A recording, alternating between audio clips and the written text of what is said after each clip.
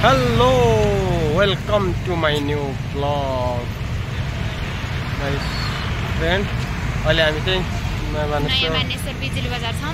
नयाँ बानेश्वर बिजुली बजार पुल निर बालेनले बनाएको नयाँ पुल। बालेनले हैन हो, नयाँ बानेश्वर नेपाल सरकारले बनाएको। बालेनको नाम मात्र आएको, बालेनले बनाएको चाहिँ होइन है। यो यत्रो ठुलो प्रोजेक्ट चाहिँ महानगरले गर्न सक्दैन। बालेनले लगाएको अनि यो पुल मात्रै हो र यो तारमा लगाएको यो झिलिमिली तार मात्रै हो, लाइट मात्रै हो, अरु होइन।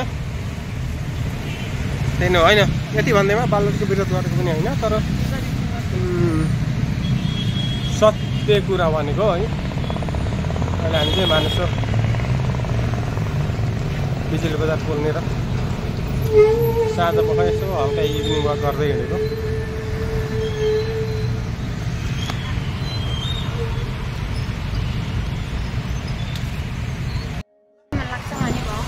जिन्दगी मलाई यस्तै जिन्दगी सधैँभरि चाहिएको हो।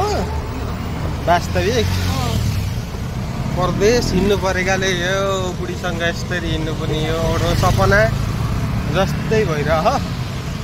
ठिक छ, वर्षमा 2 वर्षमा एक दिन, 1 महिना 2 महिना यसरी हिँड्न पाउँदा नि खुसी लाग्छ। हाम्रो दूरी टाढा भए पनि हाम्रो आत्मीयता टाढा भएको छैन। हामी कसैसँग डराउँदैन, यहाँ ट्राफिकसँग डराएनौँ। पुलिस ट्राफिक पुलिस पनि यही छ है, हामी डराएनौँ। अहिले चाहिँ हामी काठमाडौँ स्थित नयाँ बानेश्वर बुद्धनगर, यो नुना भुषाल पाण्डे, पूजा भुषाल पाण्डे, मम घनश्याम पाण्डे। हाम्रो यात्रा यस्तै गरी चलिरहेको जिन्दगी। यस्तै गरी चलेको त राम्रो हुन्थ्यो, तर यस्तो गरी केही समयको लागि मात्र चलेको हो। सधैँ यस्तै चलोस् भन्ने हाम्रो चाहना हो। त्यसको बारेमा तिमी केही भन्न चाहन्छौ न? केही समयपछि सधैँ यस्तै हुन्छ, सँगै बस्न पाइनेछ हाम्रो आश छ होइन। कहिले हुन्छ होला हामी त्यस्तो सँगै? थाहा छैन, समय परिस्थिति अनुसार पैसाको अगाडि अब सँगै बस्नुपर्छ भन्ने हुन्छ। माया भन्ने पनि हुन्छ। पैसाको अगाडि सबै झुक्न पर्छ, पैसाको लागि जे पनि त्याग्नु पर्ने हुन्छ। सबै झुक्न पर्ने रहेछ। सबै थोक पैसा आइन्छ। पैसा छैन, केही छैन, माया छ भनेर मात्र हुने हुन्छ। मायाले पेट भरिने हुन्छ। मेन कुरा त त्यही हो। केही समयपछि, केही वर्षपछि सँगै बस्नेछौँ। अहिले टाढा भए पनि यस्तै चलिरह हाम्रो जिन्दगी। हाम्रो नेपालमा पनि केही रोजगारी भएको भए यस्तो हुन्न त होला अरू देशमा जस्तै। तिमी नेपाल सरकारलाई के भन्न चाहन्छौ यस बारेमा? जति पनि हाम्रो दाजुभाइ दिदीबहिनीहरू विदेशमा हुनुहुन्छ नि, उहाँहरूलाई परिवारसित छुट्टिएर बस्ने केही रहर थिएन होला। रोजगारी भएको भए आफ्नै देशमा। अरू त त्यस्तो केही भन्न चाहन्न। हाम्रा देशका नेताहरूले अब सबै आफै खाहन्, जनताहरूलाई मारे हन्। जति पढेका पनि मान्छेलाई नेपालमा जागिरी छैन, विदेशै जान बाध्य छन्। तिहारुन् यस्तै हो, अरू त के भन्नु। अहिलेको नयाँ पिँढीलाई के भन्न चाहन्छौ? नयाँ पिँढीलाई पनि अब भनेर के अहिलेको नयाँ पिँढीलाई तिमी विदेशै जाऊ भन्ने प्रिफर गर्न चाहन्छौ कि नेपालमा बस केही गर? त्यस्तो तपाईँहरूलाई पैसै छ, अब चाहिन्छ भने त अब विदेश जानै पर्यो। नेपाल बसेर केही हुन्न। हेर्नु त्यो 40-50 हजारको जागिरी गरेर सरकारी जागिरी खाए पनि तपाईँ केही प्रगति गर्नुहुन्न। जबसम्म घुस खानुहुन्न तबसम्म केही हुँदैन। घुस खान पनि चाहिँ हुन्छ।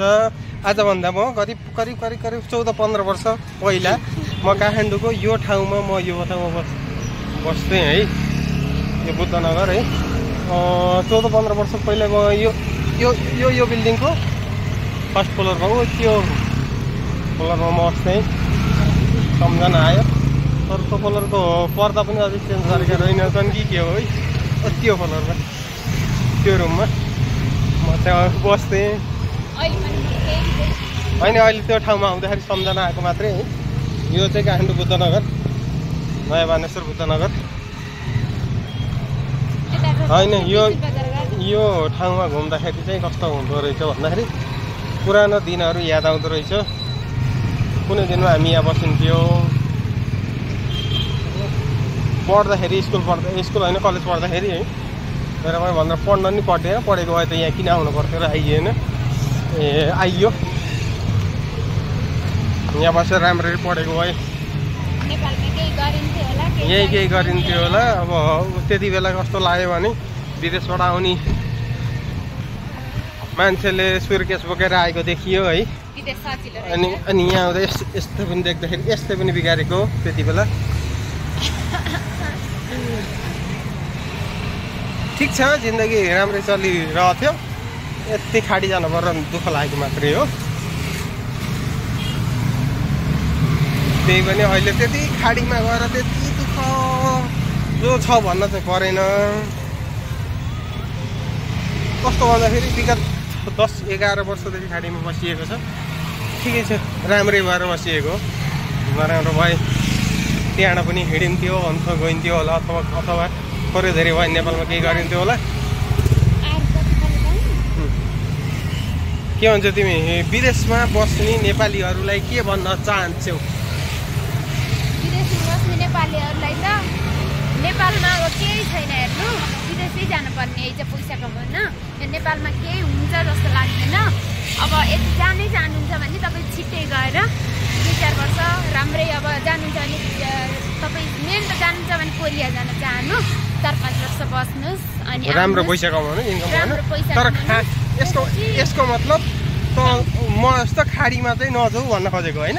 अनि तपाईँ अब 10-12 वर्षसम्म जान नि त, त्योभन्दा 5 वर्ष जानुहोस्, कोरिया जानुहोस्, प्रशस्त पैसा कमाउनुहोस्, अनि नेपाल आउनुहोस्, केही पढ्नुहोस्, राम्रै पढ्नुहुन्छ भने केही गर्नुहोस्।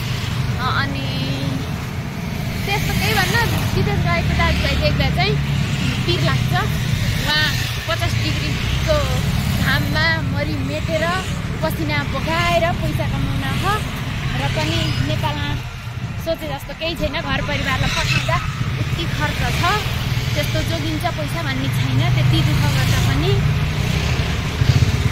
ल धन्यवाद। आजको हाम्रो यो इभिनिङ वाक